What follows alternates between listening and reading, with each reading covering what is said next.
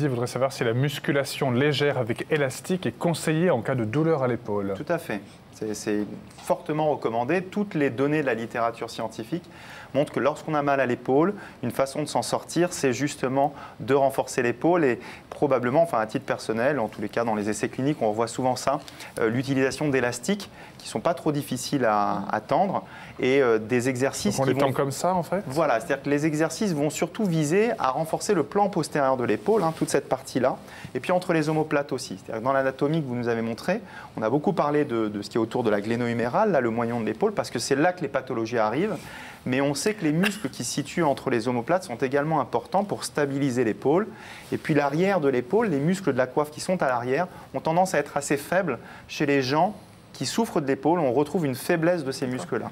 Donc en rééducation, on va justement tout doucement, très progressivement, redonner de la force, de la performance et puis de ce qu'on appelle la proprioception à l'épaule dans cette zone-là. Jeanne demande comment continuer le sport malgré des tendinites avec calcification récurrente à l'épaule. Alors ça, la tendinopathie calcifiante, c'est à part, c'est assez courant. Aujourd'hui, c'est clair que c'est une pathologie, on infiltre les tendinopathies calcifiantes et ce que l'on fait, on fait aussi ce qu'on appelle des triturations. Donc c'est-à-dire qu'avec une grosse aiguille, un gros trocard, on essaye de les dissoudre pour les enlever parce que c'est clair que les calcifications sont source de poussées aiguës et qui sont des poussées aiguës en général hyperalgiques. Les gens ont l'impression de s'être même cassé l'épaule, ils peuvent plus.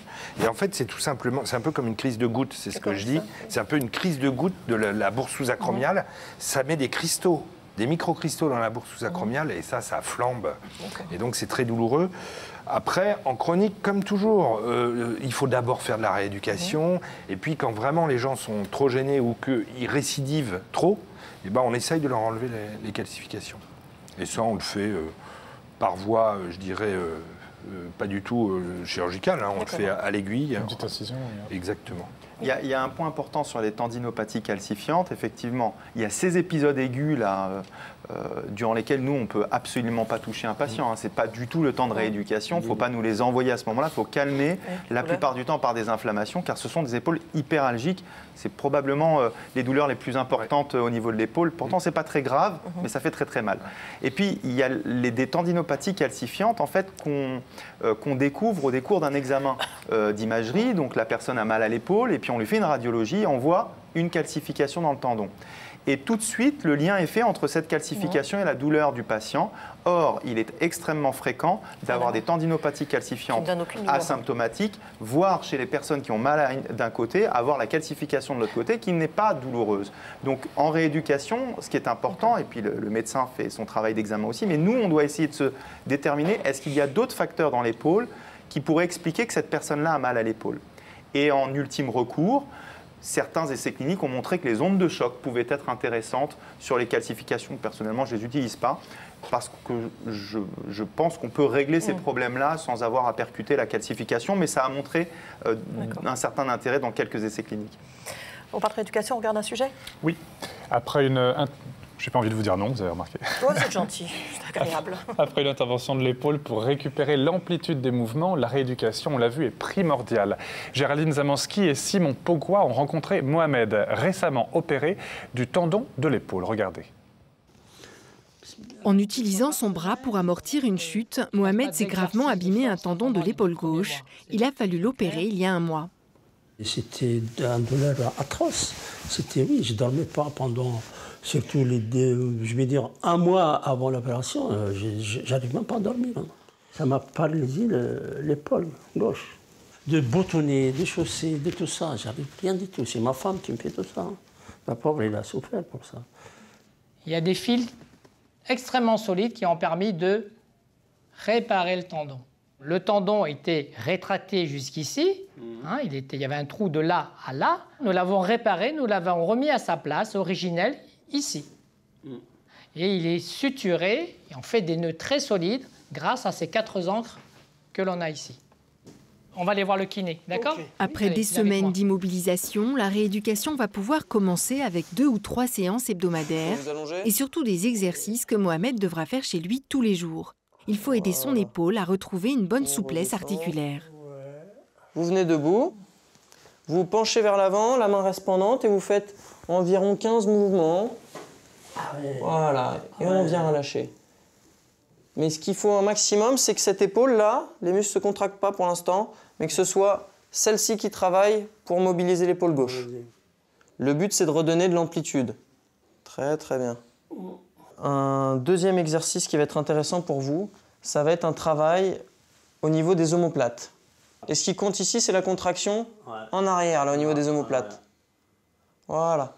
Vous venez resserrer les omoplates, quelques secondes, de l'ordre de 3 à 5 secondes, et vous relâchez. Un exercice qui va tout de suite faciliter les mouvements de l'épaule réparée. Allez-y, vous contractez, et ensuite vous cherchez à lever le bras. Et là, ça va vous aider. Exactement. Ah ouais. Voilà. Tout à fait.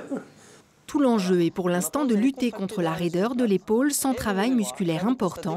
La cicatrisation de la suture du tendon sur l'os n'est pas encore terminée.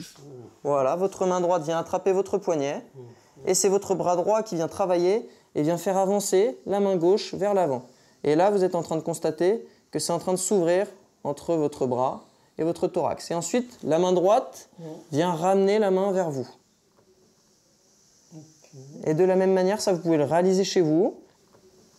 Tous ces mouvements sont bénéfiques pour l'épaule parce qu'ils permettent justement à l'épaule de récupérer de l'amplitude. Et de récupérer de l'amplitude permet de diminuer la douleur, permet d'éviter l'immobilisme qui ne va pas être bénéfique pour le patient.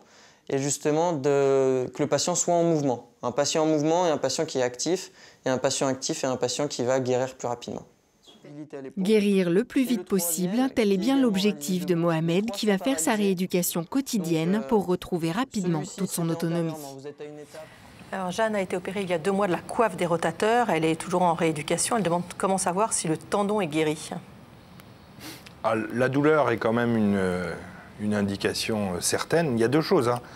Quand on fait une suture au niveau de la coiffe, le chirurgien en tout cas c'est ce qu'on vient de voir, c'est pour à la fois faire disparaître la douleur et deuxièmement pour restaurer la fonction, puisque c'est pour avoir un effecteur qui est le moteur de l'articulation qui soit. Donc c'est a priori les patients s'en aperçoivent, ils ont plus mal et en plus ils bougent beaucoup mieux et ils peuvent faire beaucoup plus de choses.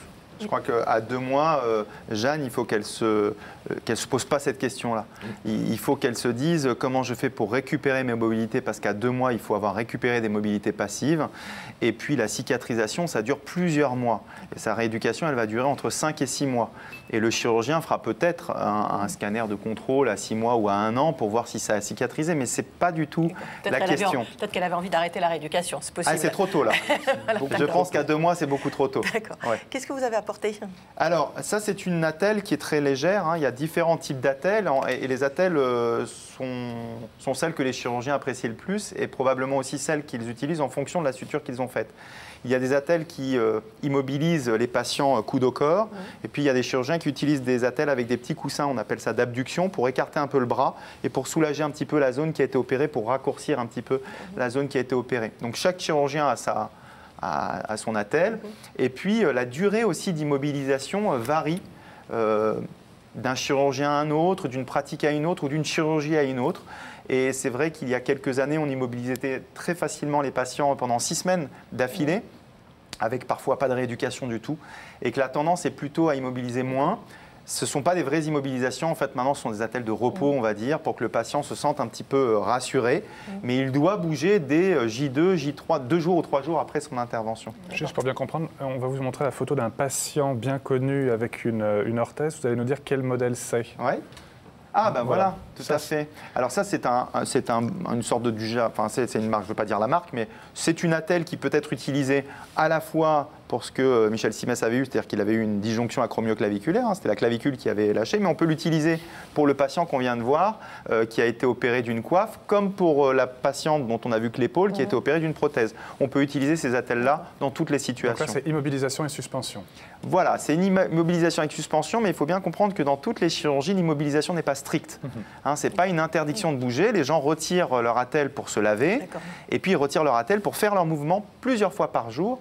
Et en fait, ce qu'on a vu dans le reportage... On peut voir comment on la met? Oui, bien sûr. Ce qu'on a vu dans le reportage, c'est que le kinésithérapeute apprend au patient à réaliser ces exercices. et le patient